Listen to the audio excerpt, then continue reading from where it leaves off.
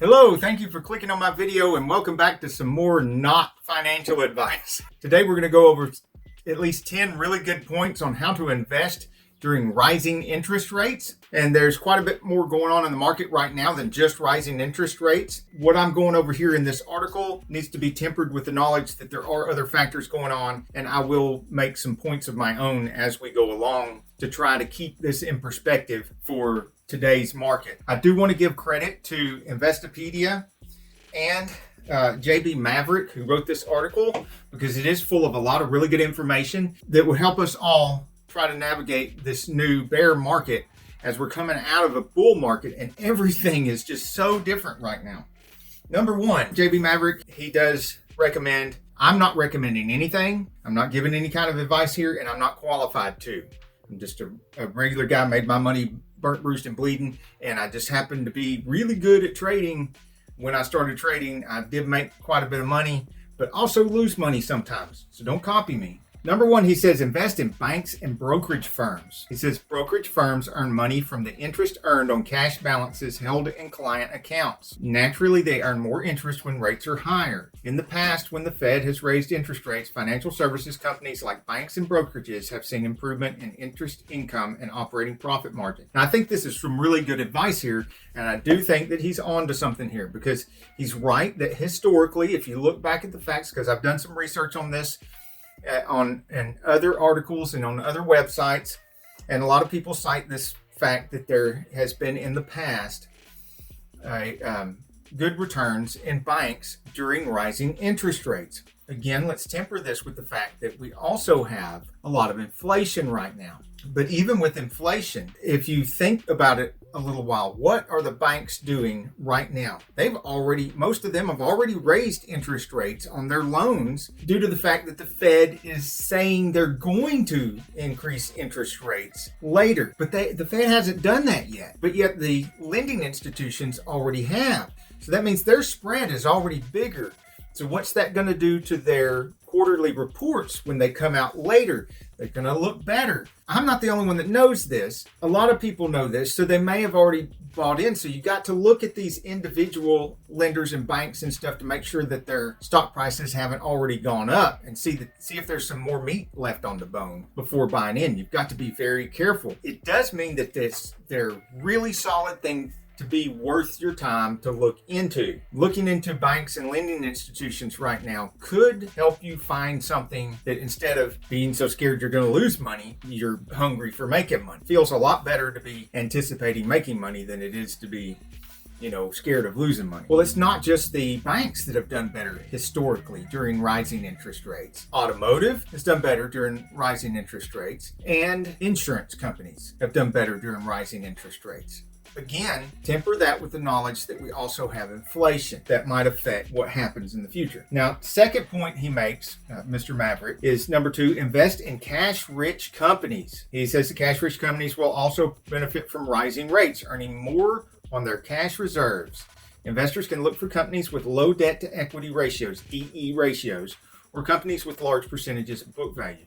If you want to know what DE ratios is, you want to know more about that, I will be making a series of videos later on stock terms, and DE ratios is one of the videos I want to make. I haven't made it yet, but I do plan to do that in the future. So if you're interested in things like DE ratios, PE ratios, those sort of things, which you should be, I encourage you to do all the research you can and learn as much as you can about these terms, because you want to protect your capital. I want to make a series of videos that not just to share with you, but also to force myself to do more research on that myself and bring more of that to the front of my mind, because it's going to be harder to make money now than it was the last couple of years. All right, but he really is onto something here. Whether you've got interest rates going up or inflation or anything, cash-rich companies always seem like a good idea to look into to me, because think about it. If you come across a company like Tesla, and that has been stuffing away cash lately and paying off debts lately, and in their latest earnings report revealed that they were paying off their highest interest debts first, and then their medium interest debts. Isn't this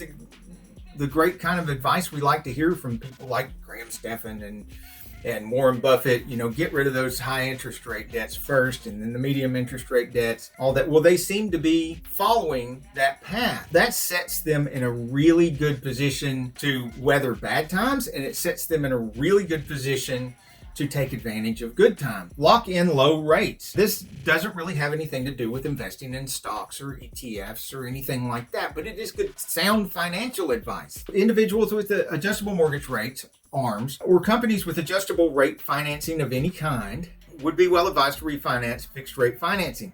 Well, I never do adjustable rate financing, and it's not financial advice. I'm not telling you to do what I do. I really don't like doing. But if you have done that, you still have time to get out of that. Yes, I said that a lot of banks and lending institutions have already increased their interest rates before the Fed. The Fed hasn't started increasing them yet, but we know they're going to, and they're probably going to do it multiple times. Every time they increase their interest rates, the lenders are going to increase more. So even if your favorite lender has increased their interest rates a little bit already, it still would be a good idea to go ahead and refinance to a fixed interest rate to head that off. Because how many times do you have this opportunity when you know for sure what's coming and you can change something about your situation before it happens to keep from losing? Number 4 is buy with financing. So if you've got something you're thinking about buying something, you really need a car or a truck right now, or you plan on buying a house anyway, and you just weren't sure if you were going to do it this month or 3 months from now or 4 months from now, and you happen to have the cash to do it, but you were thinking, should I use my own cash? You might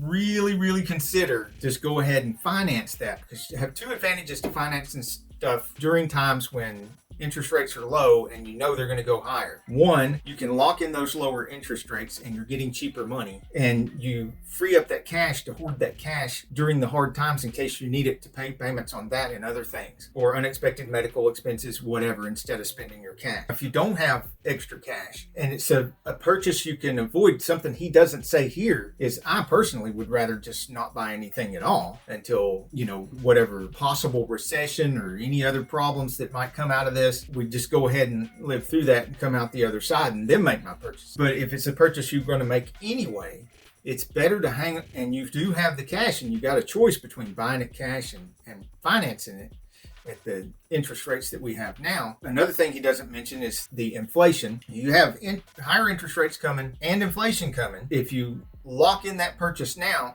you get it at today's prices, probably going to be more expensive later on down the road, but they can't go up on the price on you because you've already purchased it and you're just paying payments on it.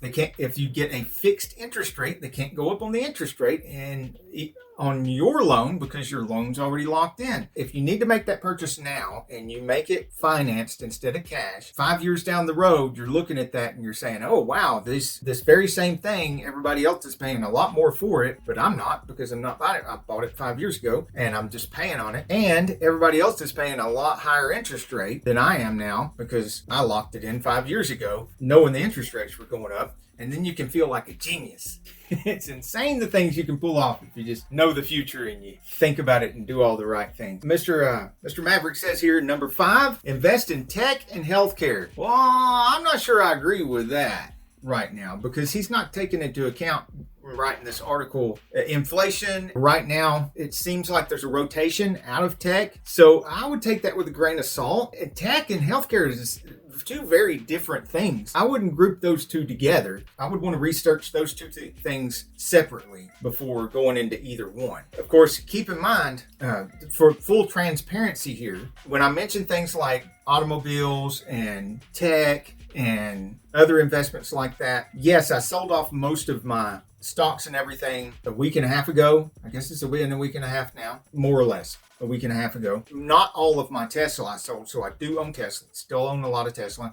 And then I bought some more Tesla during the dip, but then it dipped some more. This is why I say don't copy my trades. It's not financial advice. I'm not telling you what to invest in or when to invest, because it dipped some more. So then I bought some more in the dip of the dip, and then it dips, and then we had earnings, and it was a great earnings. It was a wonderful, insanely great earnings, and it went down another 6%. So I mean, holy cow! You can have all the best information in the world and still not be right on your investments. I'm no different. It's still good to do gather as much information as you possibly can, because it increases your chances of being lucky. Still got to have an element of luck. So it's another reason not to copy this person or copy that person, because even if they're right about everything, we could all still be unlucky. Now, I want to add before we go to this 5A, be lucky.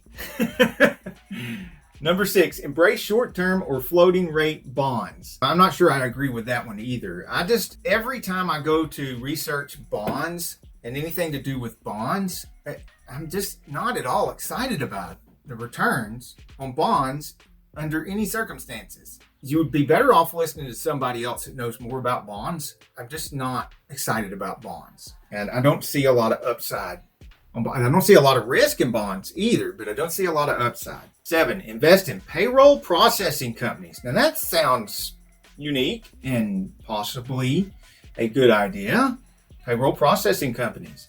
What does he have to say about that? Payroll processors such as paychecks and automatic data processing customarily maintain large cash balances for customers in the periods between paychecks when the money is distributed as payroll. These firms should see improved interest revenues when interest rates rise. Well, that sounds like a good point. What do you think about that in the comments? I think he's got a good point, and it might be worth taking some time and doing some research on some payroll processing companies. We need to keep in mind that there are other things affecting the market right now.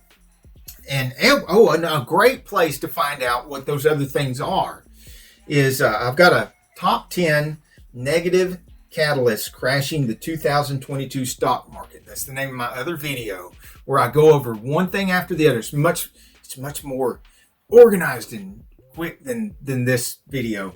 And it just goes right through all of those negative catalysts right now that are affecting the market and pushing the market down. Some of these are negative catalysts for some stocks, but not for others. As we're seeing right here, one of the negative catalysts I mentioned in that video is the rising interest rates. As we see here, some companies actually benefit from rising interest rates, and so will their stocks. Not necessarily right now, because a lot of things are down right now just because they're down.